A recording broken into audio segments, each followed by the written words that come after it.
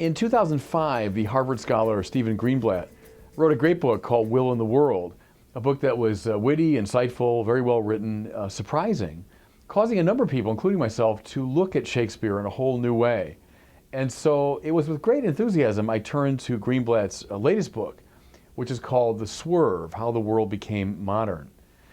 Now, like the earlier book, this one is well written, it is lively, it's fun to read, but I must say, as I kept going through it, I became increasingly irritated and finally exasperated by the central thesis of this book, namely, that modernity emerged out of a long twilight struggle with a supreme enemy. Who is the enemy? Wait for it, Roman Catholicism. Now, this is one of the great myths of the secular academy, and you hear it all the time. But I was so disappointed to see it in Greenblatt's book. His unlikely hero is this figure named Poggio Bracciolini. And Poggio was an early 15th century humanist. He was also a papal scribe, worked in the Vatican. But in his spare time, he was a hunter for lost books, the lost books of antiquity. So he loved the classical Greek and Roman world. And he searched through the libraries of Europe, the monastic libraries, to find these forgotten and moldering texts on the shelves of libraries. Well, on Greenblatt's telling, in the early 15th century, Poggio stumbled upon a great find, probably in the monastery of Fulda in Germany, and it was Lucretius's text, De Rerum Natura. Lucretius was a Roman writer of the 1st century BC, and the De Rerum Natura is a great philosophical poem talking about the nature of things, as the title indicates. It's a philosophical meditation. Well, Greenblatt's argument is that the discovery of this text led to a sort of revolution in consciousness that eventually led to modernity. Well, what do you find in this text of Lucretius? You find this vision of reality as simply the random coupling and uncoupling of atoms. The world is made up of these infinitely rich number of atoms that simply come together and then fall apart. Under no divine guidance, God does not exist. The soul is not immortal. It falls apart the same way the body does. Religions are invariably superstitious and eventually cruel. There's no afterlife. The whole point of life is to maximize pleasure and minimize pain. So that's the view of life that emerges from the De Rerum Natura. And Greenblatt sees it as a very happy harbinger of what will eventually become the contemporary modern view of things, you know. I would say, especially in the Ivy League faculty lounges, but that's another video. Now, to make his case, he has to set the thing up dramatically. He has to turn Poggio Bracciolini into a great culture warrior. What's he fighting against? Oppressive, superstitious, obscurantist Catholicism. Here's one of the arguments he makes, that modernity, following Lucretius and people like him, becomes very curious about the world and follows questions wherever they lead. It's full of intelligence and inquisitiveness and so on. As opposed to terrible medieval Catholicism, which is marked by, as I say, superstition, obscurantism, and all this. Now, what's the evidence he brings forward? And this is just, one of many caricatures throughout the book. That's what he does. He over and over again caricatures Catholicism.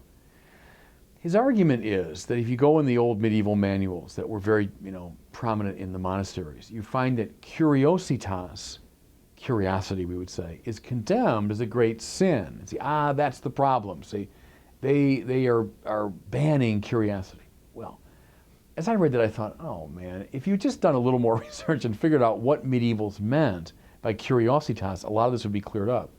It has nothing to do with intellectual curiosity. It has to do with a kind of searching after knowledge that you have no business searching after, like minding someone else's business, like being a gossip, like trying to find out things about people that you have no business trying to find out. It has nothing to do with the paired virtue, which is studiositas in the Middle Ages. What's that? Precisely this passion for knowledge. I don't know any period in our history, even though there's a paradigm shift at modernity, I get that, But I don't know any period in history that is more properly curious than the Middle Ages, where intellectual energy was more on display. Think, just to give a couple of examples, Albert the Great, Thomas Aquinas' teacher. Albert was an assiduous student of Aristotelianism, which was the leading science of the time. He was someone who experimented with nature, who went out to meet nature with incredible interest and enthusiasm. What was the whole point of Aristotelianism? To search out the causes of things. To say that Albert the Great lacked curiosity is just ridiculous. And then his student, Thomas Aquinas. On every page of his voluminous work, what do you see but one of the most lively, inquisitive intellects that the West has ever produced?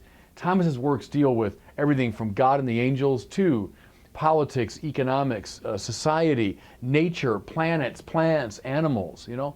To say that somehow he was lacking in curiosity, ridiculous.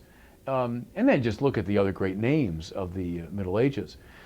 From Duns Scotus to William of Ockham to Henry of Ghent to Alexander of Hales, to name just a few, and you find exactly the same thing, this restless, curious intelligence about all things.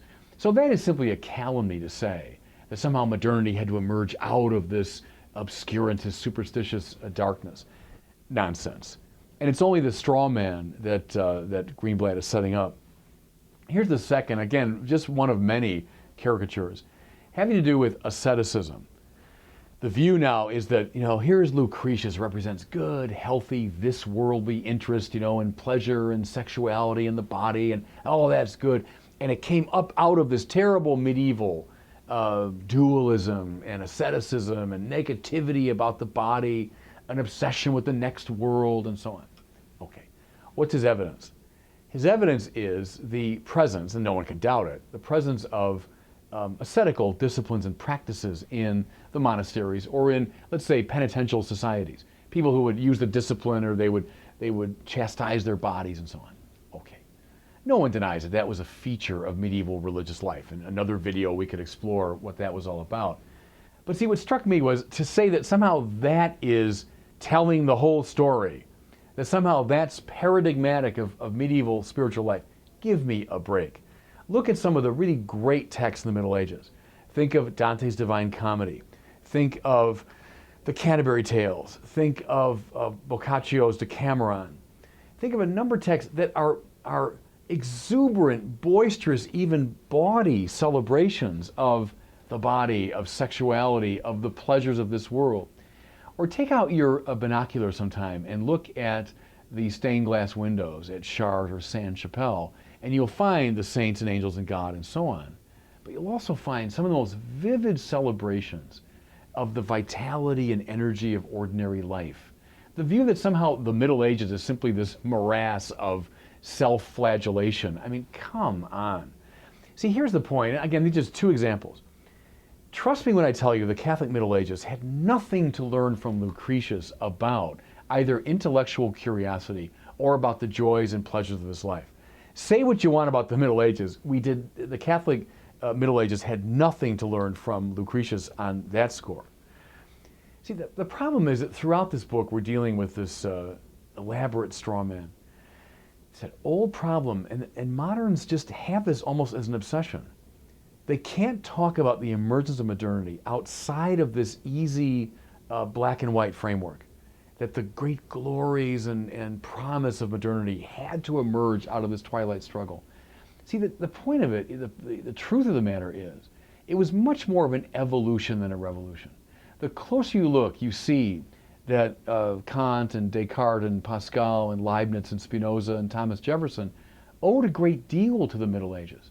It was much more of an evolution into something new than a revolution out of it.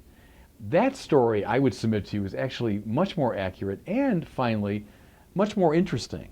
And you can tell it without dragging out one more time this old straw man that they call Catholicism.